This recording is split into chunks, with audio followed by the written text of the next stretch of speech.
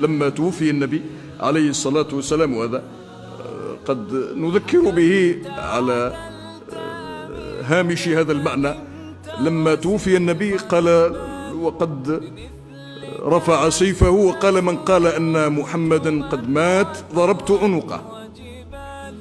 فصعد سيدنا أبو بكر إلى المنبر وقال: وما محمد إلا رسول قد خلت من قبله الرسل أفإن مات أو قتل انقلبتم على أعقابكم ومن ينقلب على عقبيه فلن يضر الله شيئا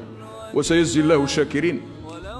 من كان يعبد أيها الناس من كان يعبد محمدا فإن محمدا قد مات، ومن كان يعبد الله فإن الله حي لا يموت. فسيدنا عمر قال: كأنني ما قرأت هذه الآية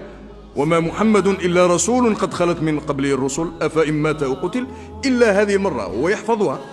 ولكنه لم يستحضرها، لم يستحضر المعنى في ذلك الموقف الكبير، لكنه دخل وقد استرجع، دخل على الجثمان المسجع، جثمان النبي عليه الصلاة والسلام في الحجرة الشريفة، دخل عليه وقال: ليس البكاء وإن أطيل بمقنعي، الخطب أعظم قيمة من أدمعي، تالله ما جار الزمان ولا اعتدى بأجل من ذاك المصاب وأوجعي، فقد النبي فأظلمت كل الدنا، والحزن حل بكل قلب موجع، ما زال بالقرآن فينا هاديا يهدي الأنام بنوره المتشعشع. ثم نظر إلى جثمانه الشريف، قال له: بأبي أنت وأمي يا رسول الله، لقد كنت تخطب الناس على جذع نخلة، فلما كثر الناس اتخذوا لك منبرا، فحن ذلك الجذع إليك حتى وضعت يدك الشريفة عليه فسكت، فأمتك أولى بالحنين إليك. بأبي أنت وأمي يا رسول الله، لقد ذكرك الله بالعفو قبل أن يذكر لك الذنب، فقال: عفى الله عنك لما أذنت له. بأبي أنت وأمي يا رسول الله، إن الله جعل طاعتك طاعته، فقال: من يطع الرسول فقد أطاع الله. بأبي أنت وأمي يا رسول الله، إن الله تعالى أرسلك آخر الأنبياء وذكرك أولهم، فقال: وإذ أخذنا من النبيين ميثاقهم ومنك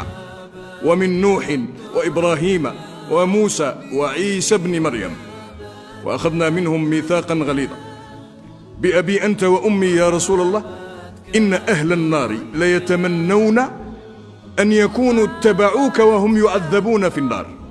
وقالوا: يا ليتنا أطعنا الله وأطعنا الرسول. بأبي أنت وأمي يا رسول الله، إن كان الله تعالى قد أعطى موسى أن ضرب بعصاه الحجر فانفجرت منها 12 عينا، فما ذاك بأعجب من الماء الذي نبع من بين أصابعك.